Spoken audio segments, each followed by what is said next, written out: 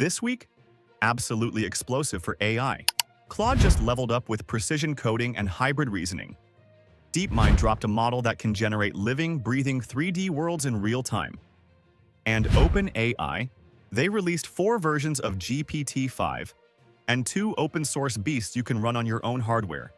This might just be the most groundbreaking AI week yet. Let's dive in. Claude Opus 4.1 might have arrived quietly, but it's making loud moves. If you code, build agents, or handle logic-heavy workflows, this update changes the game. It builds on Opus 4 but pushes performance higher, scoring 74.5% on SW Bench. That's a real-world coding benchmark, not just theoretical fluff. What's that mean? Claude now fixes bugs more surgically, touching only what's needed. Developers are noticing no more rewriting whole files or accidentally breaking stuff.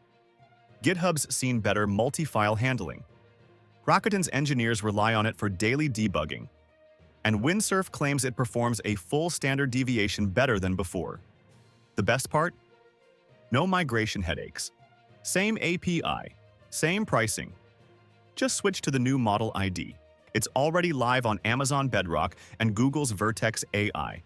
Claude now lets you set how deeply it thinks. Quick and cheap or slow and smart, your call.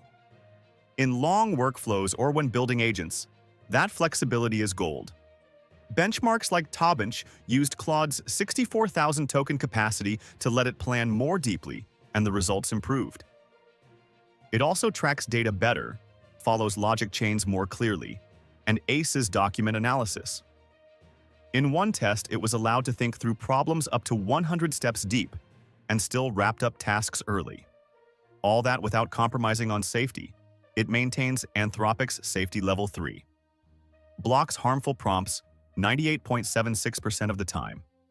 False refusals? Practically non-existent at 0.08%. Claude 4.1 proves something. Smart AI isn't just about sounding clever. It's about doing the work right. DeepMind Genie 3. AI that builds living worlds.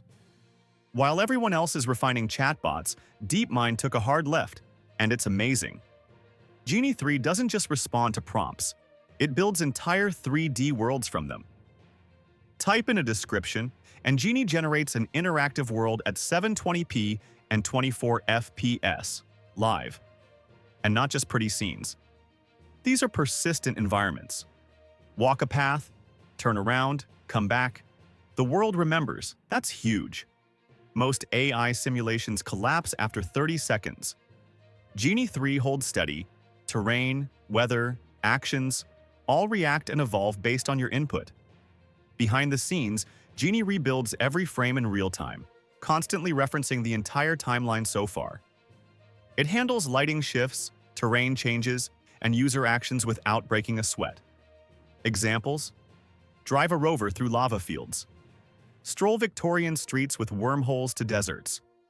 Swim alongside jellyfish in glowing vents. Or trigger hurricanes with realistic wind and water damage. You can also change the world while inside it. Summon storms, add characters, shift time. Perfect for agent training and storytelling.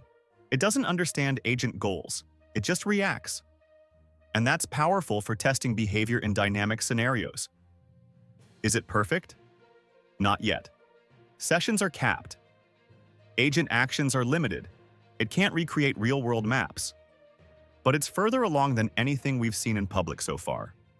Currently, only select researchers and creators have access as DeepMind gathers feedback. And honestly, given the power, that's probably a smart move. GPT-5. Everything we know. So far. While that was happening, OpenAI was quietly, not so quietly, launching GPT-5. GitHub even leaked the drop early. There are 4 versions. GPT-5. Flagship model for deep reasoning. GPT-5 Mini. Lightweight but capable. GPT-5 Nano. Ultra-fast for low-latency use. GPT-5 Chat. Optimized for enterprise-level, multimodal conversation. All support advanced coding, better autonomy, and agentic abilities. More tests are coming, but signs point to a serious leap in flexibility, speed, and reasoning. OpenAI's surprise move, downloadable models. You can run yourself. In a totally different twist, OpenAI also released two open-weight models this week, GPT-OSS 120B, GPT-OSS 20B. These are full-scale reasoning models, available to download, no API needed. Licensed under Apache 2. Fully local, fully free. The 120B model runs on a single 80GB GPU, with performance similar to GPT-4 Mini. The 20B model needs just 16GB RAM, yet still rivals GPT 3.5 Mini. These aren't watered down. They shine on benchmarks like AIM and HealthBench, sometimes outperforming past proprietary models. They use mixture of experts plus group detention, activating only part of the model per token, keeping RAM low and results high. Context length?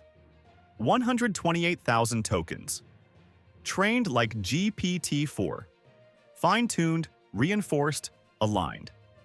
And yes, they support tool use, reasoning chains, structured output, function calling, out of the box. These models follow rules with scary accuracy. In one case, devs told the model never to say 5. It responded with decimals like 4.9, even when the user tried to count up. Wild. You can run them on Apple Silicon, PyTorch, Windows, ONX, LM Studio, Alma, Azure, AWS, and more. OpenAI even launched a $500,000 red teaming challenge to find safety flaws, clearly aiming to set a standard for open model safety.